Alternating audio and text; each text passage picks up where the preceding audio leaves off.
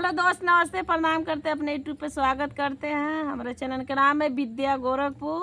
और देखिए देवी माई पचरा गीत हम लोग दोनों लेकर आए हैं, सास और बहू। हम बहू है, सासू है। देखने में सब बोलेंगे देवरानी जेठानी।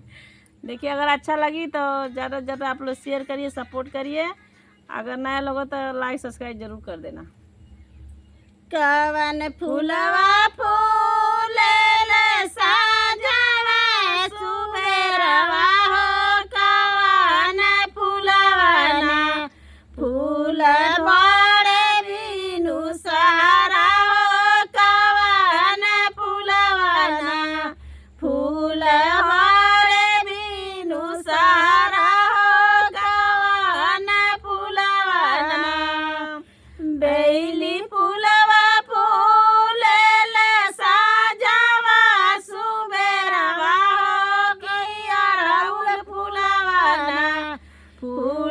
होरे बिनु सहारा हो, कि अड़हुल फूलवा ना फूल होरे बिनु सहारा हो, कि अड़हुल फूलवा ना अड़हुल पूरी तूरी गाजला बनालो, कि ओढ़ी पहिरी ना माइया भैली ताई अरिया हो, कि ओढ़ी पहिरी ना माइया भैली ताई अरिया हो, कि ओढ़ी पहिरी ना ओढ़ी पहिरी माइया भैली ताई अरिया हो, कि लगे लगली ना माई के मोहनी मूरतिया हो, कि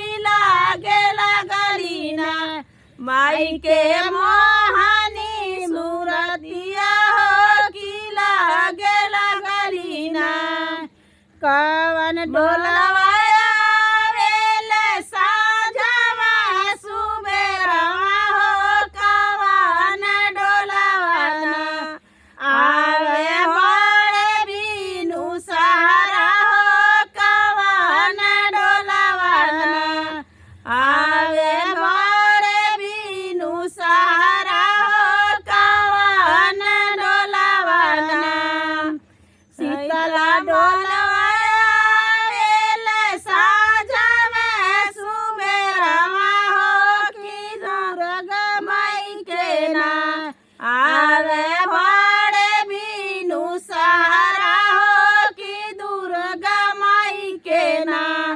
आवे बड़े बिनु सहारा हो, कि दुर्गा माई के ना तनिए डोलवा बिलमावत हमारा भैया हो, कि नए खिले तीना अपने माई के सूरतिया हो, कि देखी ले तीना अपने माई के सूरतिया हो, कि देखी ले तीना कवन डोला